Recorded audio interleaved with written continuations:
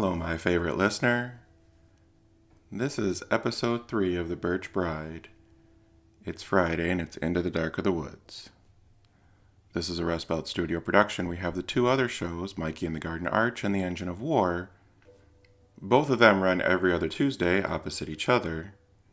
You can find them wherever you get your favorite podcasts. Now, settle in. The show is about to start.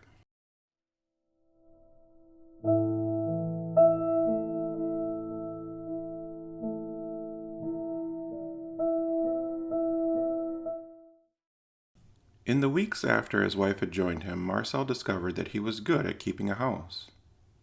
Not in the way the word was usually meant, but in the way life actually required it. He rose early and set about the day without needing to be told what came next. He planted where the soil held moisture without drowning seed.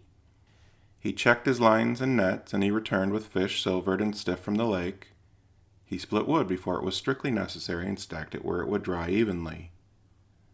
The cabin changed under his hands, a shelf here, a better latch there, a peg replaced because it could be shaped better. He did these things the way he had always done things because improvement was a form of respect. Augustine worked beside him in a different rhythm. She sat at the table in the mornings with her book spread neatly, the light falling over her shoulders just so. The schoolhouse lay a short walk away, a simple building that smelled of chalk and old boards. She prepared her lessons carefully, writing and rewriting until the words sat cleanly on the page. There were 13 names on her roll. Children from 6 to 13, some barely able to hold a pencil, others already tall enough to think themselves grown. Augustine read the list twice, then a third time, committing them to memory the way she did everything that mattered. She liked knowing who would be sitting in front of her before they arrived. The cough lingered. It came and went rarely enough that it did not interrupt her work for long, and Augustine waved it away when Marcel frowned on it, teasing him gently for his concern. "It's nothing, just the dust or the road still in my lungs." Marcel nodded, though he didn't like the sound of it. He had learned early that bodies, like structures, give warnings when something was off. Still, nothing else seemed wrong.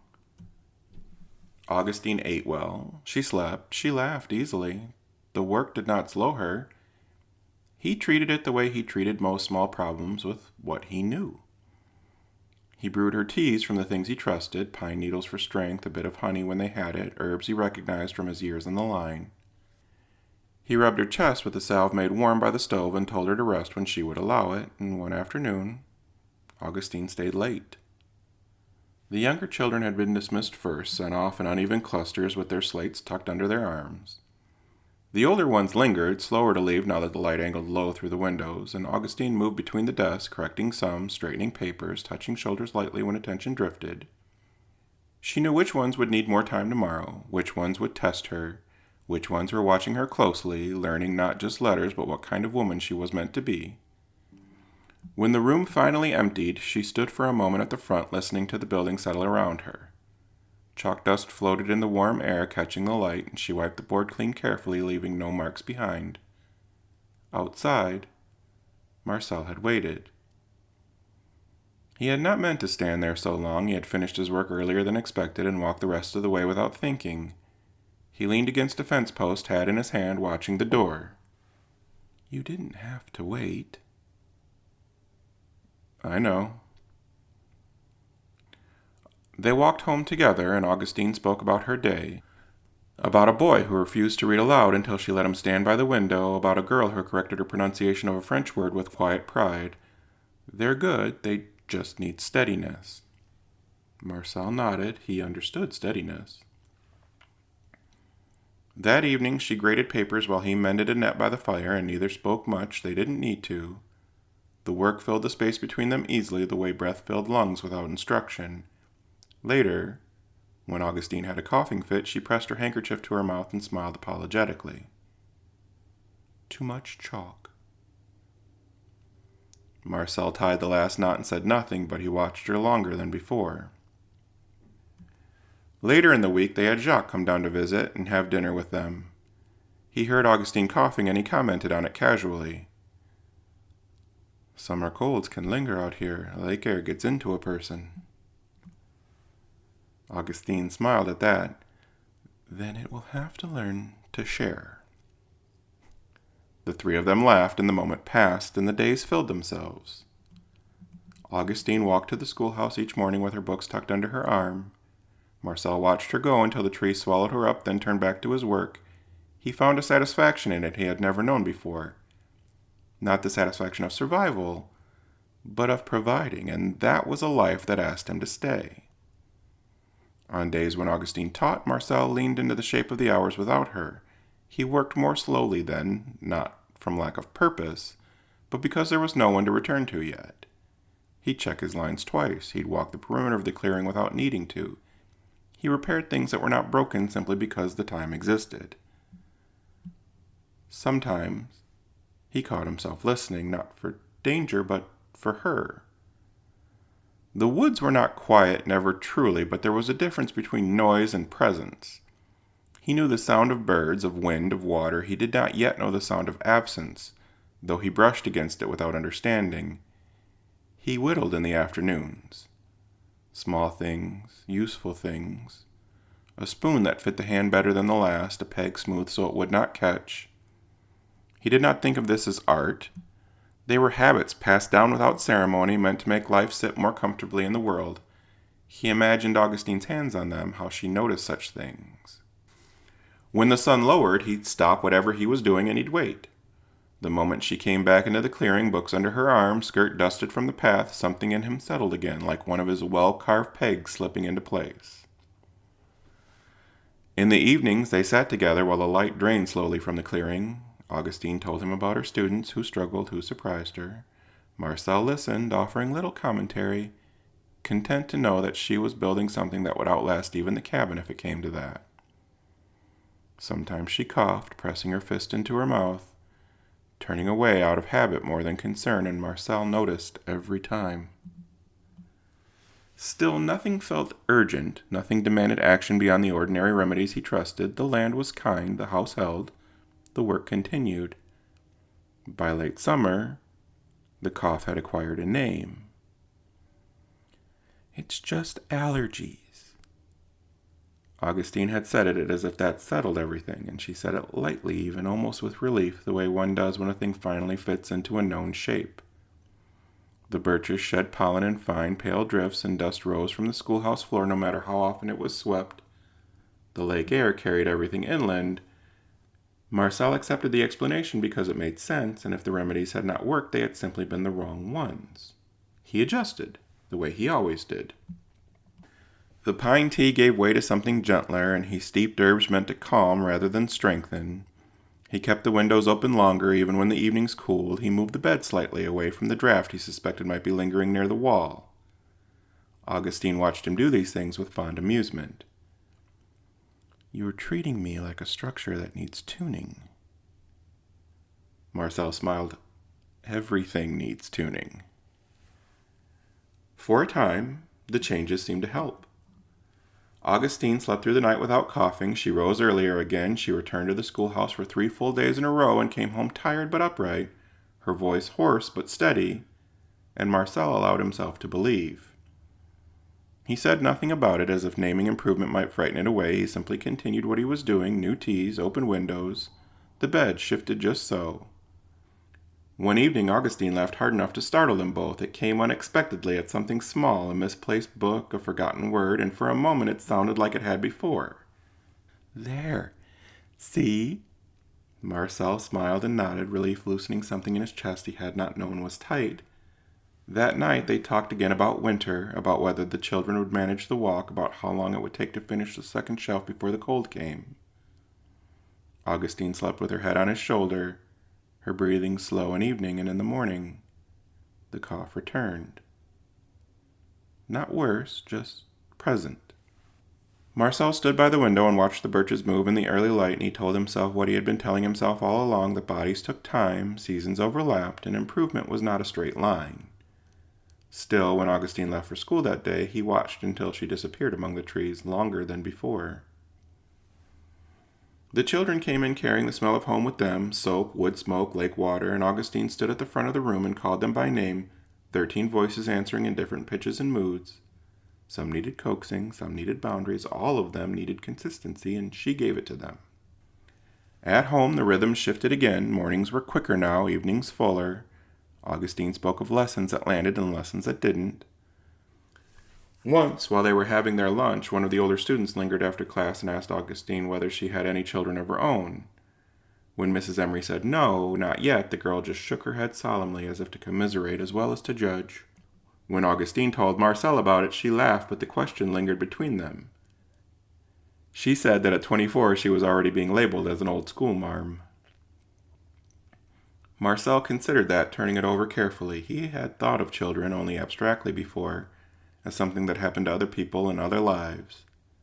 Now the idea did not feel intrusive, it felt adjacent. Would you want that? Augustine looked at him for a moment, her expression thoughtful rather than shy. Yes, I think I would. Marcel nodded. They did not add conditions or timelines. He had learned enough about the land to know that some things only came when they were ready, as much as he could see already his wife was planning. The cough interrupted her again that night, sharper than before, but brief.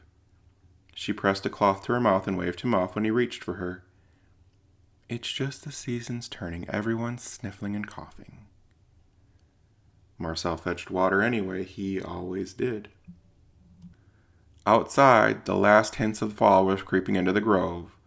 The leaves that had yellowed at the edges now fell to the ground. The light shifted, coming in lower, more deliberate. They spoke of winter preparations, of how much wood they would need, of how the children would manage the walk, of what could be planted again come spring. One evening that still held a little bit of summer's warmth, Augustine suggested they walk, not far, just to the edge of the water and back. Marcel hesitated only long enough to take a coat from its peg. The air could turn sharp without warning, and Augustine noticed the gesture and smiled at him. You're learning. He shrugged. I have good instructions. They followed the narrow path down toward the lake and the ground firm beneath their feet, the smell of damp earth rising as the light thinned. Augustine walked more slowly than she had earlier in the summer, but she did not complain. When Marcel reached for her hand, she took it without comment, fitting her fingers between his hand as if they'd always belonged there. The lake lay open and dark, its surface catching what little light remained, and Augustine stopped near the shore and stood for a moment, breathing it in. She told him about a game she had taught the younger children that day, one her own teacher had used when she was small. It involved stones and counting and laughter, more chaos than order, but the children had taken to it eagerly. They don't get enough of that. Play that isn't for a purpose, but still has a lesson. Marcel considered that for a moment. Everything I learned had a purpose. Augustine smiled up at him. I suppose so did mine, but we just learned different things. They stood together until the chill began to creep in, and Augustine coughed once, softly, and Marcel turned toward her, concern already forming. I'm fine, it's just lake air. They walked back slowly, neither in a hurry, and when the cabin came into view, its window glowing faintly in the dark, Augustine stopped again. I'm glad we did this. Sometimes it feels like if you don't notice a thing when it's happening, it slips away faster. Marcel nodded, but he did not know why the words unsettled him so. Inside, they shared a small meal, and Augustine laughed at something he said, leaning across the table to touch his wrist as if to anchor the moment there. Later, when they lay down to sleep, she rested her head against his chest, listening to his heart as if counting on it. Marcel lay awake longer than usual, staring up at the low ceiling, holding her carefully, as if stillness itself were a kind of protection, and outside, the birches stood pale and unmoving in the dark. The first day Augustine did not go to the schoolhouse, Marcel noticed the absence of silence before anything else.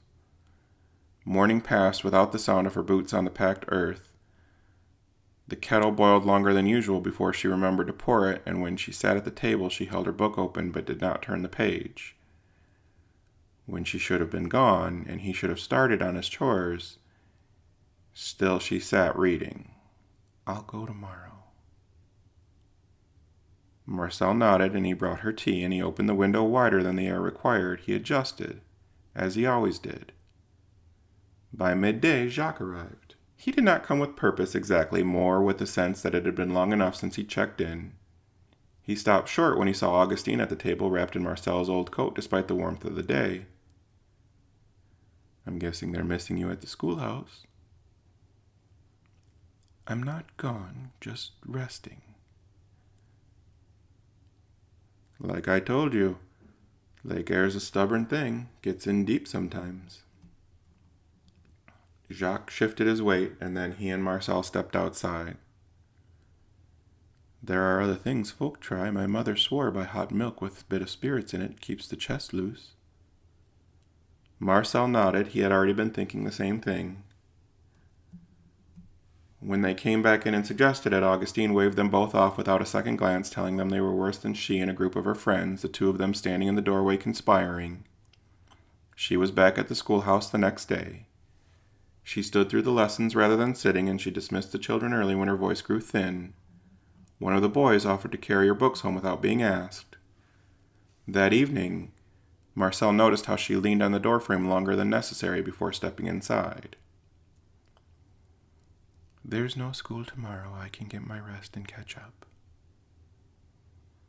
The remedies changed shape again. Marcel added warmth where there had been cooling, strength where there had been soothing. He watched her closely, tracking small changes the way he would track weather. Augustine continued to prepare her lessons. "They're expecting me. The little ones don't do well with gas." "You could miss a few days." "Yes, but I won't." Jacques came by less often then, sensing something he could not name, and when he did appear, he brought small suggestions, never insisting. Fresh air at night, less walking, a heavier blanket. Augustine thanked him every time. As winter began to settle in, the schoolhouse closed for one day when the weather turned sharp unexpectedly, and Augustine stayed home again, her cough deeper now, slower to pass. Marcel sat with her that afternoon, her head against his shoulder, counting her breaths without meaning to. "I don't want to stop." "Stop what?" "Living like this. Teaching, being here. I don't want to pause and never start again." Marcel tightened his arm around her. "You won't." Outside, the birches shifted in the early wind, what little leaves they had left whispering against one another. Nothing had broken yet, but something had begun to slip quietly beyond the reach of adjustment, and Marcel, who had always known how to listen to the land, had not yet learned how to listen to that sound.